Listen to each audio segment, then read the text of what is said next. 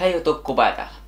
Eli te tiedätte, kun jotain pari viikkoa sitten mä julkaisin tämmöten room tour kautta setup tour video. Eli tää annettu mulle aika paljon hyviä kommentteja ja mielipiteitä siihen ja ehdotuksia, mitä mun pitäisi parantaa. Ja aika moni tietysti tuntuu tykkäävänkin siitä. Jotenka näiden teidän ehdotusten ja kommenttien perusteella sekä muiden tämmöten inspiraation lähteiden takia näin mä lähdin suunnittelemaan sitä uutta setupia. Eli ei, mä en oo vielä tehnyt tätä setupia, koska tietäen kaikki teidät siellä, niin mun ei kannata vielä tehdä tätä, koska ihan varmana teistä joku osaa antaa mulle tähän vielä jotain niin kun kommenttia, ehdotuksia, mitä mun pitäisi parantaa ja näin. Eli mä en oo vielä siis tehnyt sitä. Elikkäs kumminkin mulla on siis tämmönen suunnitelma, jonka mä tein tämmöisessä ohjelmassa nimeltä 123D. Maailmankaikkeuden monimutkaisin nimi.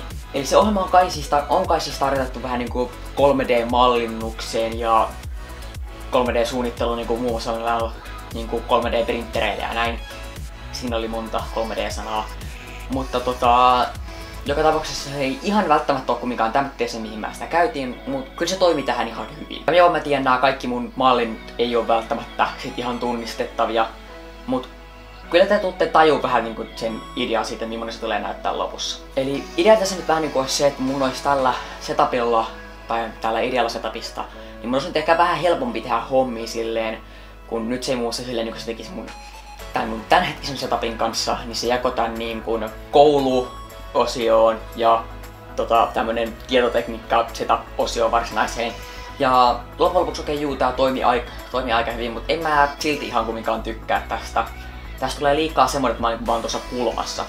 Ja kun mä nyt tuossa koulusta puhuin ja näin, niin kyllä mä oon ottanut tässä setupin huomioon sen, että ainakin mun pitäisi pystyä tehdä tässä kouluhommat siinä samassa. Eli tää voisi olla vähän tämmönen helpompi ja parempi ja ehdottomasti siistimpi. Ja todellakin nyt tässä on se näytönnosto-homma, näytön koroke. Niin idea tässä oli vähän niin kuin se, että silloin jos mä teen nyt kouluhommia, kun siinä mä tein siinä ihan samassa kohtaa, sen takia siinä on just se iso valkoinen mattohomma, joka suojaa pöytää silleen. Niin on se, että sit kun mä teen kouluhommia, niin mä teen ne sieltä mä otan sen mun näppäimistön, hiirimätön tietenkin hiiren, ja mä voin siirtää ne suojaan sinne sen näytön nostojan alle silleen, niin ne ei oo tiellä silloin kun mä teen läksyhommia. Ja mahdollisesti mä voin siellä muitakin juttuja tietenkin sit säilyttää. Eli juu, totta kai tää on tää siis idea. Nyt tässä ideasta ei tietenkään mä en oo ihan kaikkea siihen laittanut.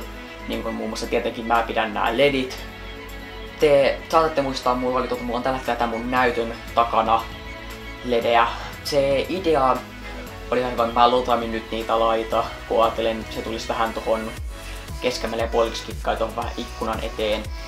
Ja plus ne ledit tuolla ton näytön takana, niin ne jo ihan hyvin työ pysyy siinä kiinni.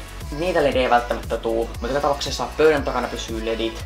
Ja mä mietin myös, että sen näytön korokkeen homman, jos joku tietää muuten oikea oppisen suomenkielisen sanon sille, niin jättäkää kommentteihin. Joka tapauksessa mä mietin, mutta joka tapauksessa mä mietin, että senkin alle jotkut ledit. Eli nyt siis mä oon miettinyt kaikkea tätä tälleen aika pitkään ja tälleen, että mitä kaikkea tässä voisi muuttaa ja näin. Ja musta tää mikä mä oon nyt keksinyt, niin voisi olla ehkä tämmönen yksi parhaimmista mitä mä keksin itse. Mutta kommentoikaa te alas oikeesti, että jos te keksitte jotain paranneltavaa, tai jotain ehdotuksia tai näin. Siinä kaikki tältä päivältä. Mä tiedän, tää oli tämmönen nopea, eikä välttämättä kaikille kovinkaan kiinnostavaa, mut joo. Nähdään ensi viikolla.